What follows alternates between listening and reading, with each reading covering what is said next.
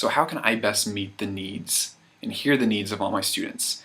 Okay, so my senior year of high school, I had a teacher that set aside time every so often where we were able to come up to him and he would ask us like, hey, what can I do better for you as a teacher? What do I need to change? What are your opinions about how I teach? What can I do? I wanna serve you. You're the student.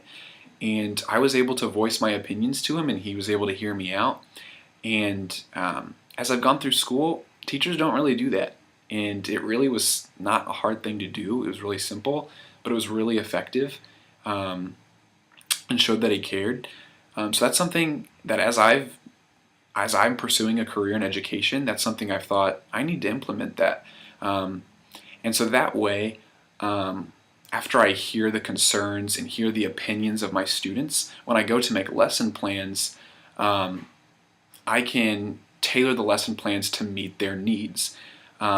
So maybe, the student said they learn best when I visually prove something, or this student says, I learn best when you read the problems out loud instead of having us read them, or maybe you go through problems with us in this way, or we work in groups, whatever. I know their opinions if I ask them, and I may not know their opinions if I don't ask them one-on-one because they may not feel comfortable enough to say it in front of the whole class. So it's really helpful and really easy to do. One way that I plan on addressing the needs of students on an individual basis is by getting to know them and talking to them. I want to know more about their likes and their interests, and also just learning more about how they learn in their learning styles. Are they an auditory learner? Are they a visual learner?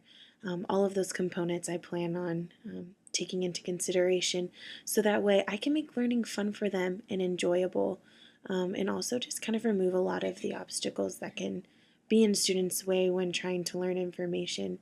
I don't want to make this an impossible task for them. I want it to make it fun and worthwhile for them. So that's kind of some ways that I plan on addressing the needs of individual students.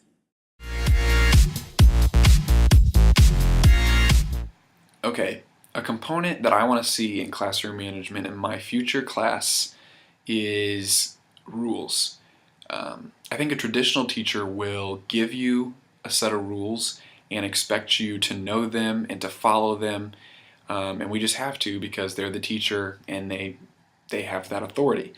I think what's more effective is to create the rules with the students, and so I can ask them to brainstorm with me, take time to do this.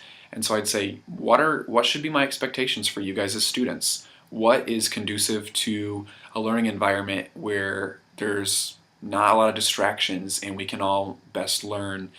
And so we're able to think of those rules together and brainstorm that together. And then we can say, what should be the consequence for breaking this rule? What's fair? What's logical? So that by the end of that time, they thought of the rules themselves. So they had a part in thinking of those rules, and then they're going to remember them better, but they're also less likely to break them because they're the ones that thought of them. And so that's going to really help when it comes time for me to put those rules into practice and have to discipline and use those rules. Something that I personally want to include in the classroom is inquiry-based learning. I think it's just a lot more exciting when students hit that light bulb moment or really learn something for the first time. And you're not going to see that by just handing out the information. So I think that it's really important to allow the students to work through problems and to think critically to achieve the information, and therefore it becomes more valuable to them. And also, it's there for the long run. It's not something that they just memorize and copy down on a test and then forget about 10 minutes later. It's something that they can keep with them and apply to real life situations. Okay, something I want to personally include in my classroom is kind of a mentality of accountability. And so I think what I see a lot of teachers do is when students don't succeed, they kind of shrug their shoulders and they say, you know what, they didn't turn these assignments in, they didn't do this, they just don't get any points, it's their loss. And that's true to some extent, but I think teachers should maybe take the responsibility of some of that and say, and maybe just go to that student and say, I noticed that you didn't do this. What's the issue? Do you not have time? Is there concerns?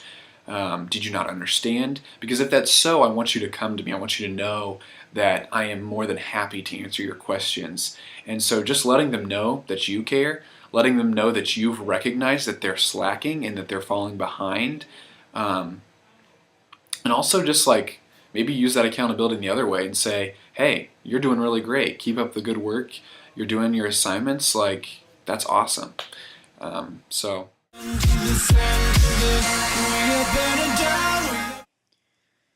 Something that I want my students to take away from my class is kind of like a toolbox.